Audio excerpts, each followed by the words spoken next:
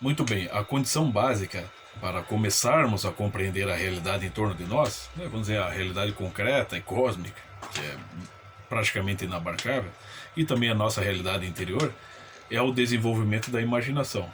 E como é que isso se dá? Por meio da cultura literária, né?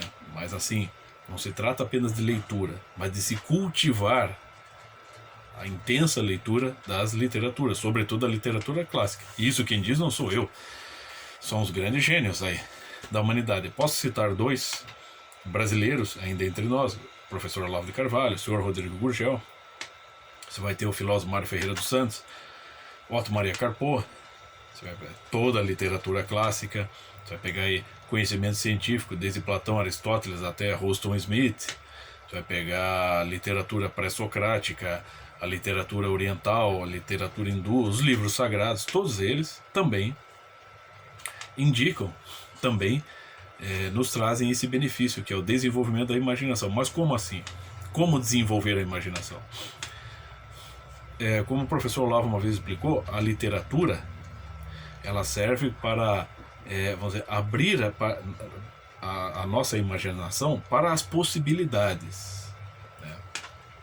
Você pega uma cena aí, vou pegar uma cena de uma literatura até mais popular, mais simples, que é a do Balzac, A Mulher dos 30 Anos. Tem uma cena que é bastante crítica ali, em que a mulher desistindo, né, a personagem, ela desistindo da vida, desistindo de agir na vida, ela passa os seus dias sentada numa cadeira e observando a vida apenas por uma janela, ou seja, apenas por um ângulo, entendeu? Ela passa depois desacorçoada com uma série de situações na vida, ela desiste de, vamos dizer assim, buscar um sentido. Então ela passa a olhar só por aquela janela. Então, e a literatura ela explica exatamente isso. Você não só ela pega dessa situação, ela chama por meio dessa situação que é alienante, ela chama a atenção. Você tem que olhar as situações, as cenas que se desenrolam na sua vida por diversos ângulos.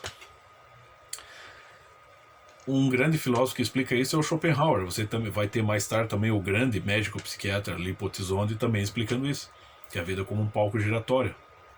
As cenas se passam na sua frente e você precisa analisá-las. A gente precisa perceber a coisa de diversos ângulos. Né? Então, a importância da literatura, da poesia também, das fábulas, é fundamental para a educação da imaginação, que por conseguinte vai educar o nosso intelecto e vai preparar a nossa inteligência para, né, aprofundar a nossa percepção da realidade, que depois, para qualquer estudante sério, isso é óbvio. O preparo para o estudo da filosofia da ciência é pela literatura. Você vai compreender muito mais um diálogo de Platão depois de ler boa parte da literatura clássica. Não adianta, não tem outro. Não tem outra solução, é isso. Eu fico com o professor Olavo de Carvalho. Então, o que me puxando aqui, colhendo ao acaso uma peça da literatura clássica, no caso uma fábula, ela parece diagnosticar em parte o que estamos vivendo hoje, diante dessa situação de pandemia, onde você tem um problema sério e grave de um lado, que é a pandemia, que é a pandemia do vírus, é a ação do vírus, e por outro lado você tem a ação das autoridades, a ação punitiva das autoridades políticas e as variadas narrativas da mídia que muito mais empobrecem a imaginação e tendem que, embora sejam variadas, embora as narrativas das mídias, né, de TV aberta sejam variadas, elas tendem a querer canalizar a imaginação das pessoas para uma única visão, né? E isso se dá por conta das palavras de ordem. E percebemos isso, acho que para qualquer pessoa que esteja um pouquinho antenada com a nossa situação, é fácil notar que basta uma pessoa agir de bom senso e questionar decretos e normas restritivas para ser taxada por uma boa parte da população de negacionista, de obscurantista, terraplanista. Ou seja, você tem sim um achatamento da imaginação, uma alienação da visão que ocorre por meio das mídias e por meio de um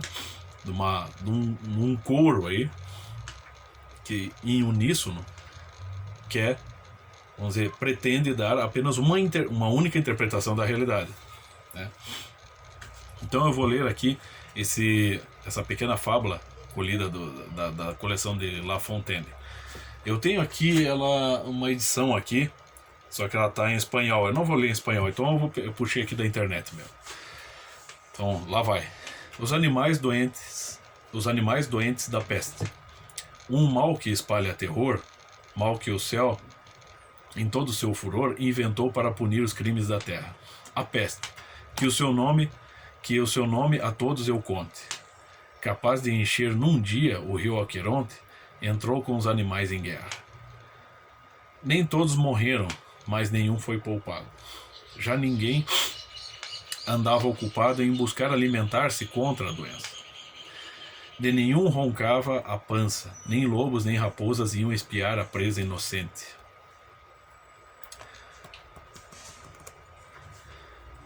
Até mesmo os pombos fugiam, ninguém ali estava contente. O leão, na assembleia, disse: meu povo, parece que o Senhor de novo nos envia um infortúnio. Mas entre nós anda um culpado. Sacrificando-o, lavamos nosso pecado.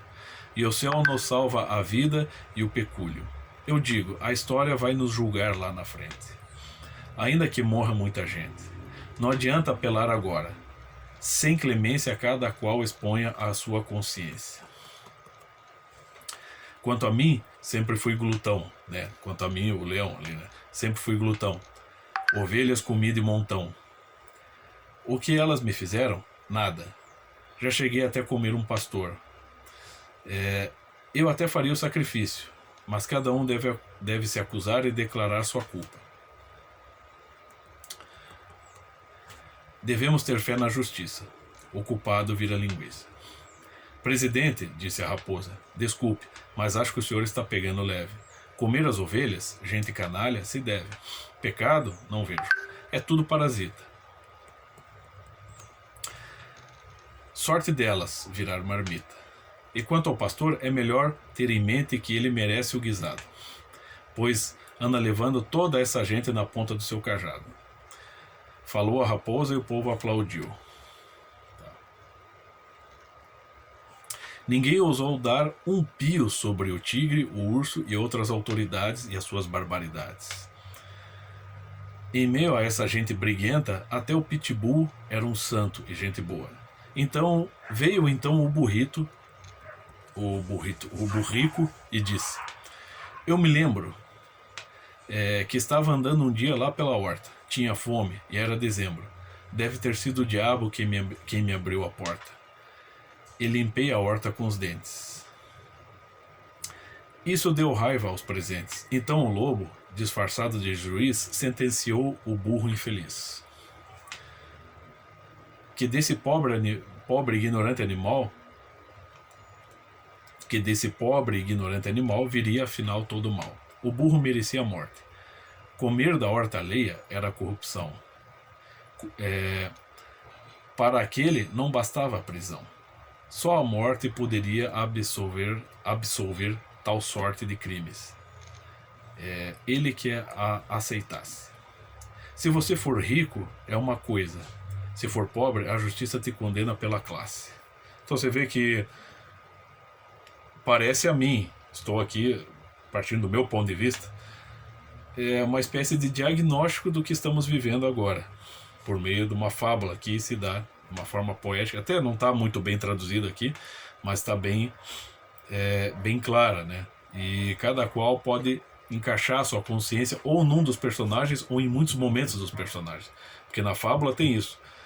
Um animal pode representar uma personalidade ou um traço de personalidade. Eu sinceramente me encaixo, penso eu, né, aqui com meus botões, eu me encaixo em cada um desses aqui, tanto o corrupto quanto a vítima, quanto isso, quanto aquilo, tanto aquele que acusa quanto aquele que é acusado. Eu tô nos dois. Eu não sou nenhum santo nem um carrasco, né? Mas eu percebo que eu participo dessa complexidade. E que também, durante esse período de pandemia, eu não posso estar julgando com tanta severidade, né? Mas é isso aí, gente. Fica o recado.